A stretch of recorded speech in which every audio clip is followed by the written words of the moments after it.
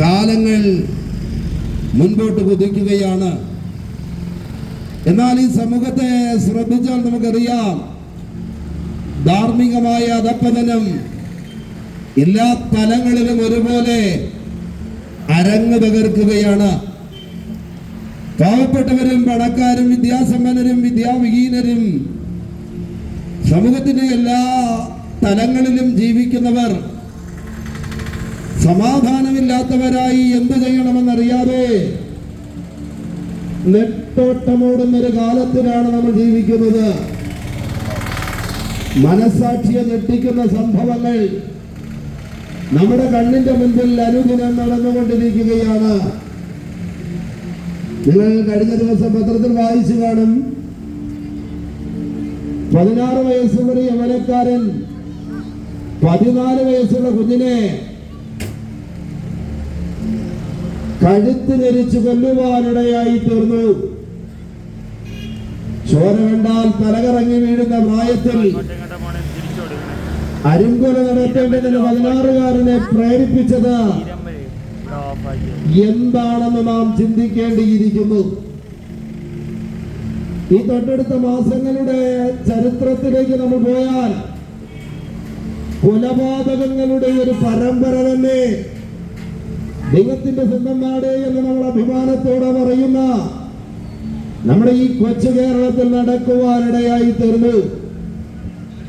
മരക്കമ്പ് കൊണ്ട് അപ്പനെ അടിച്ചു കൊന്നവനും വാക്കത്തിക്ക് അമ്മയുടെ ജീവനെ എടുത്തവനുമൊക്കെ നമ്മുടെ ഓർമ്മയിൽ നിന്ന് മാഞ്ഞു പോയില്ല. സ്വന്തം ഭാര്യയെ വിഷപ്പാമ്പിനെ കൊണ്ട് കടിപ്പിച്ചു കൊന്നവനും സ്നേഹത്തിന്റെ പേരിൽ കഷായം കലക്കി കുടിച്ച കാമുകനെ കൊന്ന ഗ്രീഷ്മയുമൊക്കെ നമ്മുടെ തലമുറയിലാണ് ജീവിച്ചിരുന്നത് എന്ന് ചിന്തിക്കുമ്പോൾ മനസാക്ഷിയുള്ള ആരും ഒന്ന് വിങ്ങിപ്പോകും.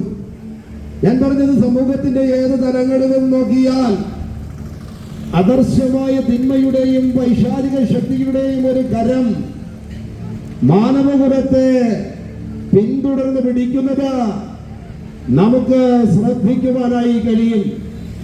ഇന്ന് നമ്മൾ അനുഭവിച്ചുകൊണ്ടിരിക്കുന്ന ഈ പ്രതിസന്ധികളിൽ നിന്ന് എങ്ങനെയാ നമുക്ക് പുറത്തു വരുവാനായി കഴിയുന്നത്?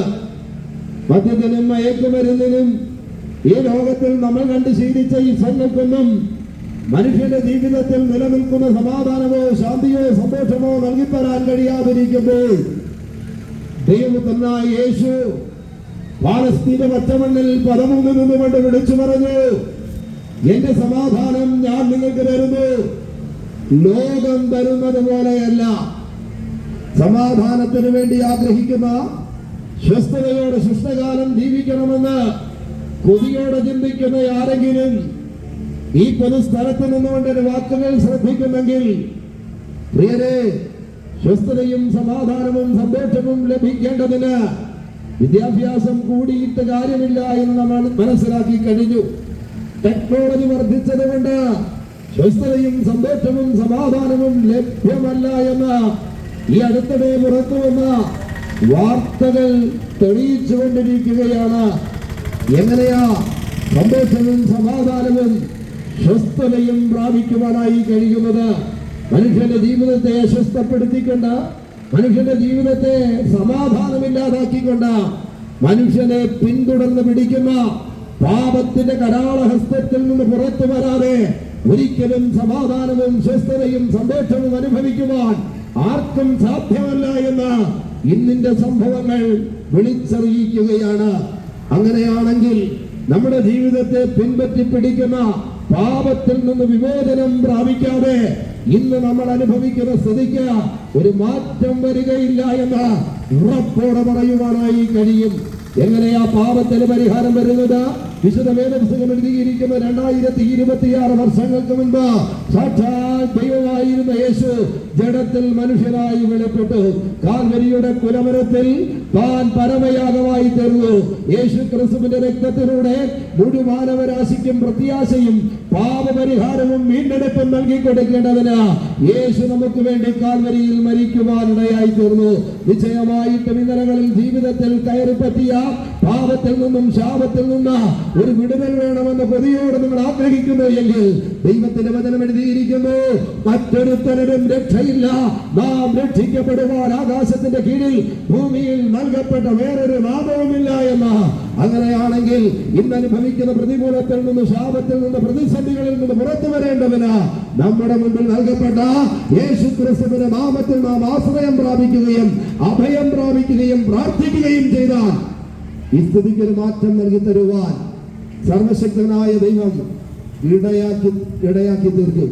നിശ്ചയമായും നിങ്ങൾ ആരായിരുന്നാലും ജഗദീശ്വരനോട്, സർവശക്തനോട് ജീവിതത്തിൽ പാപങ്ങൾ മോചിച്ചു കിട്ടേണ്ടതിന്, ഒരു നല്ല ജീവിതം നയിക്കേണ്ടതിന്, മനുഷ്യരായി തീരേണ്ടതിന് നമുക്ക് ദൈവകരങ്ങളിലേക്ക് ഏൽപ്പിച്ച പ്രാർത്ഥിക്കാമോ? ഒരു നിമിഷം ഞങ്ങൾ നിങ്ങൾക്ക് വേണ്ടി പ്രാർത്ഥിക്കാം. ഞങ്ങളോടൊപ്പമുള്ള റോബർട്ട് മാസ്റ്റർ മുൻപിലോട്ട് വന്ന് പ്രാർത്ഥിക്കും.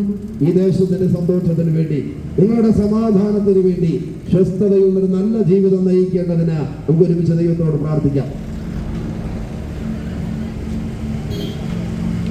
എല്ലാ ജീവിക്കും പിതാവേ, ആശീർവദിക്കപ്പെട്ടവരുടെ പകുതിയിലും കൂടെ ഒരു മധുപാനത്തുക്കും ഒരു பாவத்துக்கும் அடிமைத்தனத்துக்கும் அடிமையாக இருக்கிறதான எல்லா மனுஷங்களையும் ரட்சிப்பதற்காக 2025 வருடங்களுக்கு முன்பதாக இயேசு கிறிஸ்துவாகிய நீர் ஆண்டவரே விண்ணுலகை விட்டு மண்ணுலகத்துக்கு கடந்து வந்து ஆண்டவரே உம்முடைய ரத்தத்தை சிந்தி மீட்டெடுத்திருக்கிறீர். ஆண்டவரே பாவ மன்னிப்பை ஒருவராலே கொடுக்க முடியும்.